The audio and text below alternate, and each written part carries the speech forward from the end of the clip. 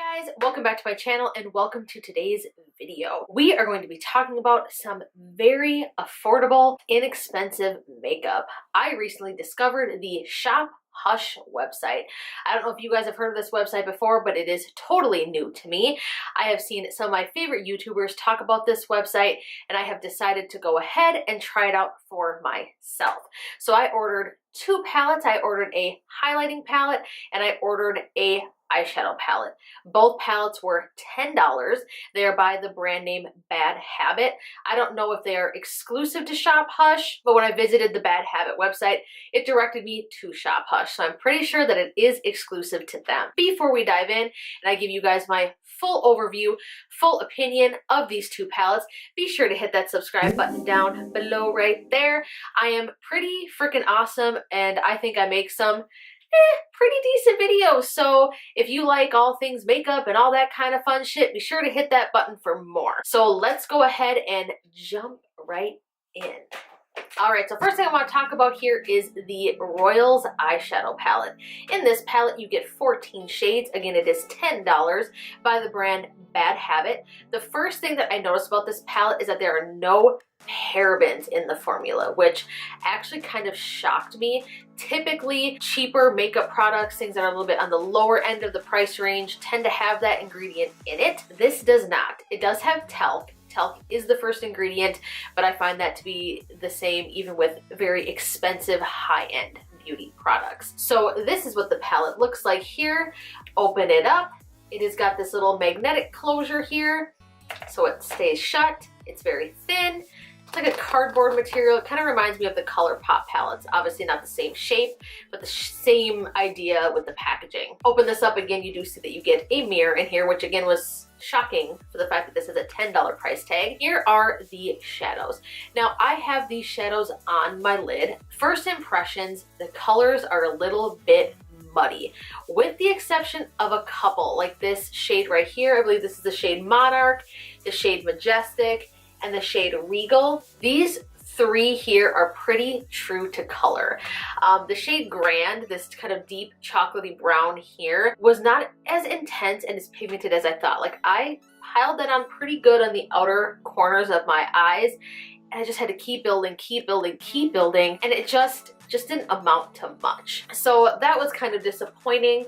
The shade Treasury blended beautifully. This I did use as an all over kind of transition shade and it served its purpose. It was perfect for that. The shade Air, again, not too bad of a shade. I would classify this as one of the other shades that did work out pretty well for me. Most of the mattes are very, very buttery smooth. They do have quite a bit of kick up, although I didn't experience really any fallout on the lid. But again, I just think that for the shades, I was just a little underwhelmed as far as the pigmentation goes. I feel like this might work if you just really took your time and you really had to build it up. I just personally don't like having to put that much effort into it.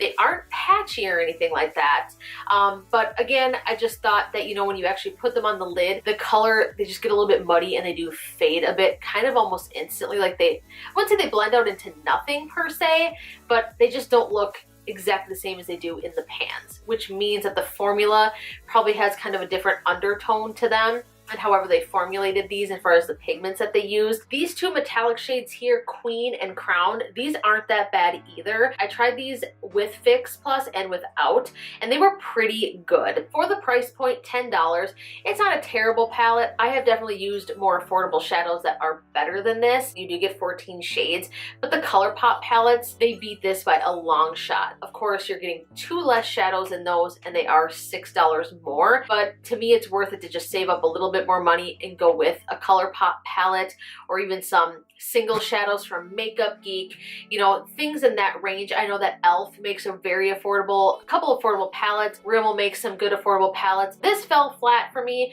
It's definitely not a favorite. I don't even know if I would necessarily reach for this time and time again.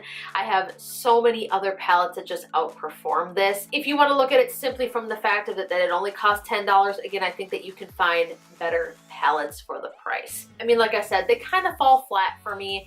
Those really are the best shades in the palette. Save up your cash and go with something a little bit better, like a ColourPop, or if you want to stay cheap, go with the Rimmel or the e.l.f. palettes. Next thing I want to talk about is the highlighting palette that I picked up. This is the Oasis Highlight Kit, again by Bad Habit. Like I said, this is $10. You get 4 highlighters in here. This pretty much looks exactly like a ColourPop palette. So as you can see, it's kind of like the same shape. Actually feels a little bit more heavy than that, and that is because you get this nice mirror on the inside. That was very impressive to me. I loved this packaging. I think this is adorable. Flip it over on the back, you have the ingredients. One thing that I was super impressed with is that on either one of these, the talc is not listed as the first ingredient, which means it's not the primary ingredient, which I was super impressed with. And again, no parabens. That was pretty insane. Again, for a cheaper makeup product, that kind of floored me. This highlight kit here, you open it up and again, you get 4 shades. You have Pina Colada, Nude Beach, Tan Lines, and Vacay. Tan Lines would be good for someone with a slightly darker skin tone, medium to a little bit darker than that. Nude Beach is probably more for fair. Pina Colada, again, fair could get away, not fair, I should say lighter skin tones, not fair. I honestly don't think that this palette would work with someone with very fair skin. The shades are just a little bit too dark. My favorite shade in this entire palette actually is the shade Tan Lines. That one is amazing. The shade Nude Beach is a little bit tough. It doesn't feel as buttery as the shade Tan Lines. So I started off with Nude Beach, then I layered Pina Colada on top of it, and then I even went as far as put Tan Lines on top of it. So this one I built up even more of the highlight. As you can see, this is pretty blinding. This side is blinding too, but obviously I layered more on this side, so it's a little bit more intense. Nude Beach underwhelmed me. I really had to layer and work, and I used my same Morphe M510 brush I used for all my highlighters. I use that for everything. Pina Colada wasn't bad. It did blend out a little bit better than this one. I had to layer a little bit less. Tan Lines, this was stunning. You did not need to layer that one much at all. I did not try Vacay. It's a little bit too much of a pinky rose gold, and I'll go ahead and swatch that one. It feels quite buttery, and it's a beautiful shade nonetheless.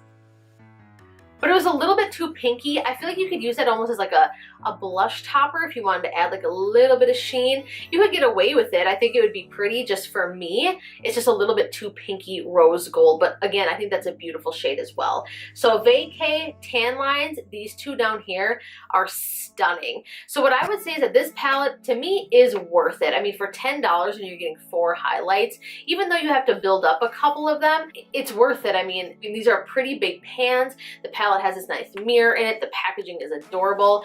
To me, this is, yes, I could definitely see myself reaching for this to use the shades that I really, really, really enjoy out of it.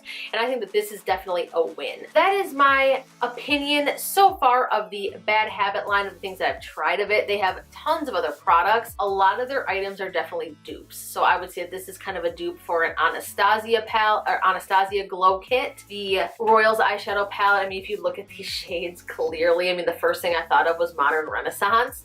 So this is supposed to be a dupe for that, I think. They also make a dupe for the Huda Beauty Rose Gold palette. I believe that one's called Aphrodite. They have a dupe for the Subculture palette. They're kind of like dupe artists, I would say. They make a lot of dupes for Anastasia, Huda Beauty, some of the very high-end palettes that are out there. I do want to try more. I can't say that I'm going to base my full opinion of all their eyeshadows on this palette.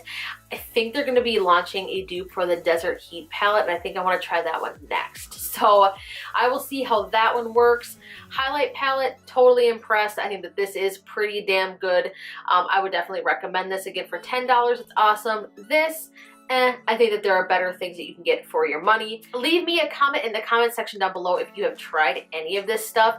Have you tried other palettes? Which ones do you like? Which ones do you think I would love? Which ones are more pigmented? Did you try this palette as well and found the same things that I did, that just wasn't that pigmented?